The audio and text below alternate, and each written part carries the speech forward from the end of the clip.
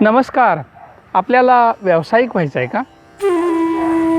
आपल्या सगळ्यांच्या मनात ही सुप्त इच्छा नेहमीच असते की मी एक चांगला व्यावसायिक बनावं. परंतु मग असं का होतं की 99% जनता ही उत्तम व्यावसायिक बनू शकत नाही? आणि अशा काही वेगळ्या खुबी किंवा असे काही वेगळे गुण ह्या 1% लोकांकडे आहेत की जे खऱ्या अर्थानं यशस्वी व्यावसायिक म्हणून नावारूपाला येतात. मागच्या काही वर्षांमध्ये मला अनेक उद्योगपती, यशस्वी व्यक्ती यांच्या सानिध्यात राहण्याचा योग आला आणि त्यांचं आयुष्य हे जवळून पाहण्याचाही योग आला. त्यांचं आयुष्य पाहताना आणि त्यांचा यशाचा ग्राफ जेव्हा आलेख मी पाहिला तेव्हा मला काही गोष्टी प्रकर्षानं जाणवल्या की प्रत्येक औद्योगिक किंवा व्यावसायिक व्यक्ती हा जो आहे हा जन्मतः व्यावसायिक नसतो. तो स्वतःला व्यावसायिक ते घडवतो, स्वतःला बनवतो आणि हे बनवताना तो 10 आध्यात्मिक सिद्धांताचं पालन काटेकोरपणे करतो. मी आध्यात्मिक सिद्धांत असं मुद्दामून म्हणलं त्याचं कारण की ही सिद्धांत जी आहेत ती निसर्गामध्ये, आपल्या सौरमंडलामध्ये उपजत आहेत. कधी कधी ती आपल्याला लवकर समजतात, कधी कधी ती आपल्याला आपल्या शेवटापर्यंत समजत नाही. ज्यांना समजली त्यांना आपली प्रगती आणि आपल्याबरोबर इतरांची प्रगती सहजपणे करता येणं अतिशय चांगल्या पद्धतीने सहज होतं. आणि म्हणून ही जी सिद्धांत आहेत जी निसर्गाच्या अंतरात्म्यातून आलेली आहेत आणि म्हणूनच मी त्यांना आध्यात्मिक सिद्धांत असं म्हणतो. तर एखाद्या व्यक्तीला यशस्वी बनवण्यासाठी, यशस्वी व्यावसायिक म्हणून नावारूपाला येण्यासाठी 10 आध्यात्मिक सिद्धांताची गरज असते. किंबहुना त्याला 10 आध्यात्मिक सिद्धांत हे आपल्या दररोजच्या वातावरणामध्ये, आपल्या दररोजच्या जीवनामध्ये अवलंबावी लागतात.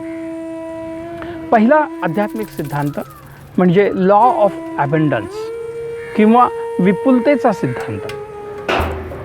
म्हणजे काय?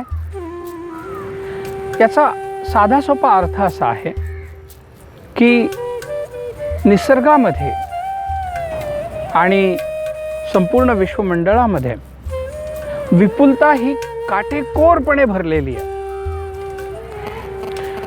तिथे प्रत्येकासाठी काही ना काही आहे.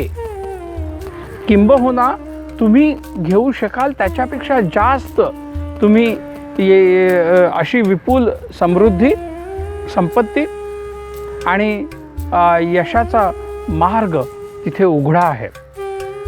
त्यामुळे एक दुसऱ्यांशी स्पर्धा करण्याची गरज नाही. तुम्ही इतरांशी स्पर्धा न करता सुद्धा यशस्वी होऊ शकता. तर हा झाला पहिला आध्यात्मिक सिद्धांत, लॉ ऑफ ॲबंडन्स किंवा विपुलतेचा सिद्धांत. दुसरा आध्यात्मिक सिद्धांत म्हणजे लॉ ऑफ अट्रॅक्शन किंवा आकर्षित करण्याचा सिद्धांत. हा अतिशय सोपा सिद्धांत आहे की निसर्गामध्ये विपुलता आहे, पण ती विपुलता तुम्हाला जर आकर्षित करायची असेल तर तुम्हाला तुमच्या विचारांमध्ये बदल करायला लागेल. कारण what you think is what you become. तुम्ही काय विचार करता तसेच तुम्ही व्यक्ती बनता. आणि लॉ ऑफ अट्रॅक्शन हा अतिशय सोपा आणि साधा असा दुसरा आध्यात्मिक मार्ग आहे. त्यामुळे जर तुम्ही वेल्थ, प्रॉस्पॅरिटी, समृद्धी, शांतता, सामंजस्य याचा विचार केला तर तुम्हाला श्रीमंती, सुख, शांती आपोआप मिळेल. तिसरा आध्यात्मिक सिद्धांत जो आहे तो लॉ ऑफ क्रिएटिव्हिटी, रचनात्मकता. तुम्ही जे काही ठरवाल ते तुम्ही कृतीत अवतरू शकता. माणसाने ठरवलं की विमान बनवणार, त्यांनी विमान बनवलं. माणसाने ठरवलं की तो अवकाशात जाणार, तर तो अवकाशात गेला. पाणबुडी तयार करून तो समुद्राच्या गर्भात सुद्धा गेला. त्यांनी मोठमोठ्या चांगल्या इमारती बनवल्या, स्मारकं बनवली. Law of creativity. It is all about being creative. What you think is what you will be able to create. तर हा तिसरा आध्यात्मिक सिद्धांत की लॉ ऑफ क्रिएटिव्हिटी किंवा रचनात्मकतेचा सिद्धांत. चौथा आध्यात्मिक सिद्धांत म्हणजे लॉ ऑफ अनलिमिटेड ड्रीम्स, अमर्यादित स्वप्न पाहण्याचा सिद्धांत. तुम्ही जितकी मोठी तुमची स्वप्न असतील तितकं मोठं तुमचं यश. जितकं मोठं स्वप्न तुम्ही बघू शकाल आणि जितक्या क्लिअरली ते स्वप्न बघू शकाल तेवढ्या सहजतेनं तुमचं यश तुमच्या पुढे रेंगाळत चालत समोर तुमच्या पुढे अवतरेल. तर स्वप्न बघा. सर्वसामान्यपणे सांगतात की स्वप्न बघू नका. मी नेहमी सांगतो की स्वप्न ही तुमच्या यशाची पहिली पायरी आहे. तर स्वप्न बघण्याचं धाडस करणं हे व्यावसायिक व्यक्तीचं एक खास कौशल्य असतं.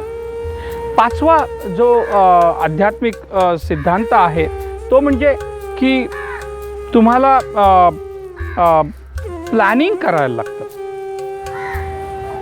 नियोजन, लॉ ऑफ प्लॅनिंग. आणि law of planning is very very important.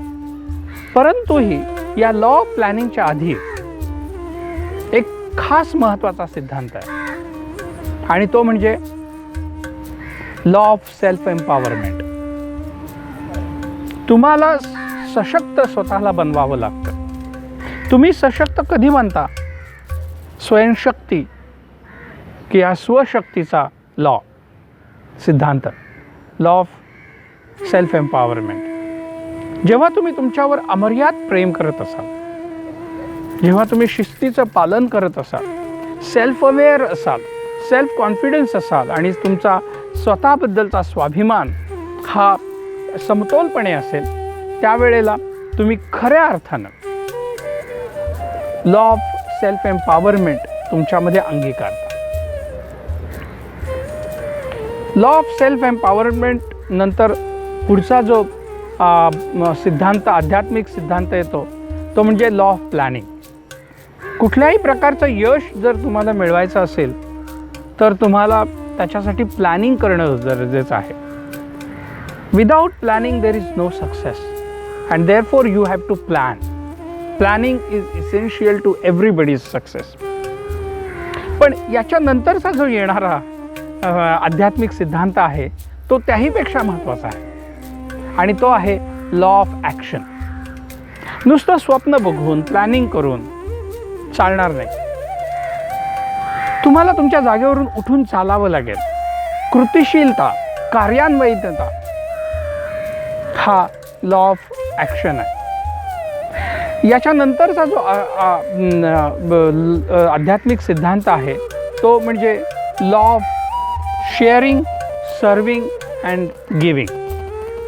तुम्हाला जे मिळतं ते तुम्ही परत केलं पाहिजे. कारण पैसा, समृद्धी हे यशाचं एक एनर्जी किंवा ऊर्जा स्वरूपी द्योतक आहे आणि ऊर्जा ही कधीही स्थिर राहत नाही, तर ती एका ठिकाणावरून दुसऱ्या ठिकाणी जाते. म्हणून तुम्ही बघाल की जे खूप व्यावसायिक आहेत, समृद्ध मंडळी आहेत, ती नेहमी दानधर्म करत असतात, चॅरिटेबल वर्क करतात. सो गिव्ह पीपल, सर्व your customers, share the knowledge with others and you will gain much more. तुम्ही जेव्हा शेअर कराल, सर्व कराल आणि दान कराल तेव्हा तुम्हाला जास्तीत जास्त यश आणि व्यावसायिकतेमध्ये यश हे नक्कीच मिळेल. यानंतरचा जो पुढचा आध्यात्मिक सिद्धांत आहे तो म्हणजे लॉ ऑफ एथिकल मॅनेजमेंट. तुम्ही तुमच्या व्यवसायामध्ये एथिकल आहात की नाही, ट्रस्टवर्दी आहात की नाही, ट्रूथफुल आहात की नाही, ट्रान्सपरंट आहात की नाही, कुठे गफले तर करत नाही.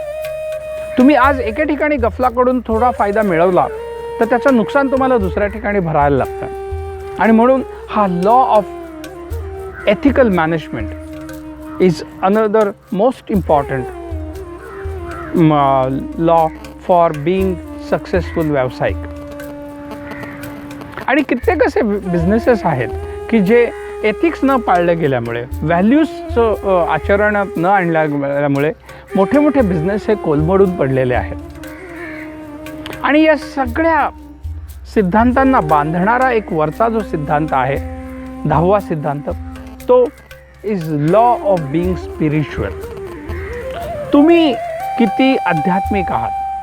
आध्यात्मिक असणं म्हणजे धार्मिक असणं नाही. धार्मिकपणा आणि आध्यात्मिकता हा दोन वेगवेगळ्या गोष्टी आहेत. धार्मिकपणामध्ये तुम्ही रिच्युअल्स करता, पाळता. आध्यात्मिकता ही तुमच्या आतमध्ये उपसत असते. तुम्ही तुमच्या स्वतःशी किती ट्रूथफुल आहात, किती ट्रान्सपरंट आहात, आणि तुम्ही तुम्हाला स्वतःला किती चांगल्या तऱ्हेनं समजता, आणि तुम्ही तुमच्या अंतरात्म्याशी किती चांगल्या पद्धतीनं संवाद साधू शकता, त्याला आध्यात्मिकता असं म्हणतात. आणि जर तुम्ही तुमच्या आत्म्याबरोबर योग्य प्रकारचा संवाद साधू शकत असाल तर निश्चितपणे तुम्ही निसर्गाच्या आत्म्याबरोबर, की जो विपुलता प्रदान करतो, योग्य प्रकारे संवाद साधू शकाल, योग्य प्रकारे मेळ बनवू शकाल. आणि तसं जर झालं तर व्यावसायिकता ही नक्कीच तुम्हाला यशाची पायरी गाठण्यासाठी मदत करेल. जाण्याआधी एकदा पुन्हा ही 10 आध्यात्मिक सिद्धांत आपण परत एकदा लक्षात घेऊयात. पहिला आध्यात्मिक सिद्धांत म्हणजे लॉ ऑफ ॲबंडन्स किंवा विपुलतेचा सिद्धांत. दुसरा आध्यात्मिक सिद्धांत लॉ ऑफ अट्रॅक्शन किंवा आकर्षकतेचा सिद्धांत. तिसरा आध्यात्मिक सिद्धांत म्हणजे लॉ ऑफ क्रिएटिव्हिटी किंवा रचनात्मकतेचा सिद्धांत. चौथा आध्यात्मिक सिद्धांत म्हणजे लॉ ऑफ सेल्फ एम्पॉवरमेंट किंवा स्वयंशक्तीचा सिद्धांत. पाचवा आध्यात्मिक सिद्धांत लॉ ऑफ अनलिमिटेड ड्रीम्स म्हणजे अपरिमित स्वप्न पाहण्याचा सिद्धांत. सहावा आध्यात्मिक सिद्धांत म्हणजे लॉ ऑफ प्लॅनिंग, नियोजनाचा सिद्धांत. सातवा आध्यात्मिक सिद्धांत म्हणजे लॉ ऑफ ॲक्शन म्हणजे कार्यान्वयनतेचा सिद्धांत. आठवा आध्यात्मिक सिद्धांत म्हणजे law of sharing, serving and giving म्हणजे लोकांबरोबर सहभाषण करणे, त्यांची सेवा करणे आणि दानधर्म करणे. नववा आध्यात्मिक सिद्धांत हा लॉ ऑफ एथिकल मॅनेजमेंट किंवा नैतिक प्रबंध. आणि 10वा आध्यात्मिक सिद्धांत म्हणजे लॉ ऑफ बीइंग स्पिरिच्युअल किंवा आध्यात्मिक राहण्याचा सिद्धांत. या 10 सिद्धांतांचं अवलंबन जर आपण आपल्या रोजच्या जीवनामध्ये करू शकलो तर आपल्यापैकी कोणीही यशस्वी व्यावसायिक बनू शकतो. कारण मगाशी म्हणल्याप्रमाणे व्यावसायिकता ही इनबॉर्न नसते, ती तुम्हाला विकसित करावी लागते आणि आपण सहजपणे ती विकसित करू शकतो. चला तर